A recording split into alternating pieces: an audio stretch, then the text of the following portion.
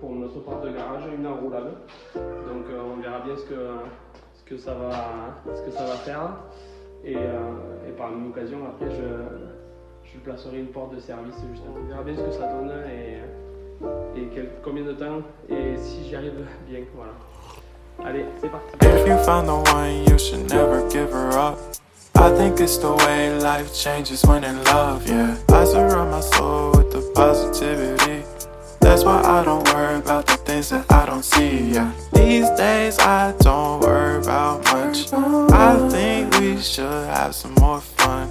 I still dream about the days when we were young. I'll take a hit and still finish in one, yeah, yeah. Oh, oh, oh, oh. Memory lane isn't that too far away from our hearts, yeah, yeah. The ones we keep close, we should never let go. So tell me who you love, baby.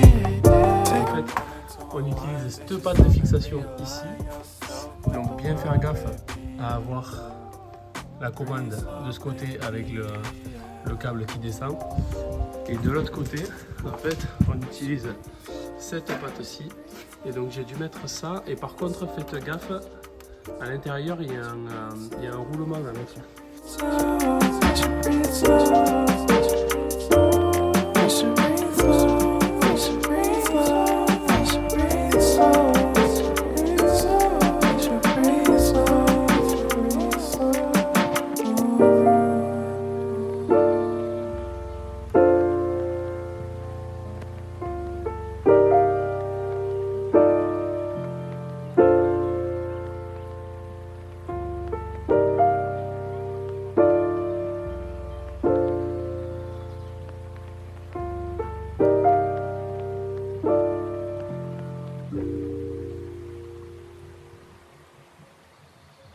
Les portes d'un garage enfin placées.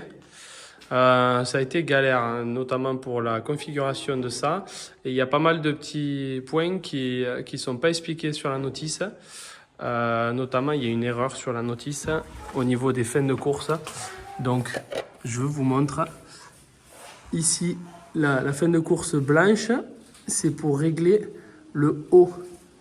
Et le rouge, c'est pour régler le bas. Or, sur la notice, on nous dit toujours de régler avec le rouge, sauf que c'est faux.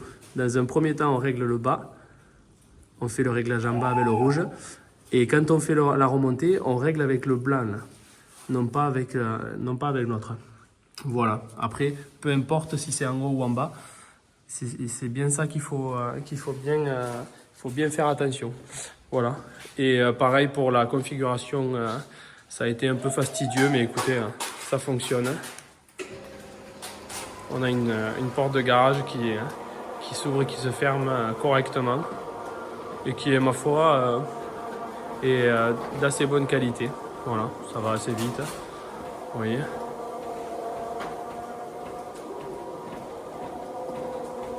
Et un petit détail aussi pour assembler les deux là. Nous, on l'a rentré, vous l'avez vu, mais mettez de l'huile, ou nous on a mis de la graisse pour passer les câbles électriques là, que j'avais, vraiment pour faire glisser le système, parce que c'est vraiment galère. Il y a le système 2 hein, au cas où, qui fonctionne.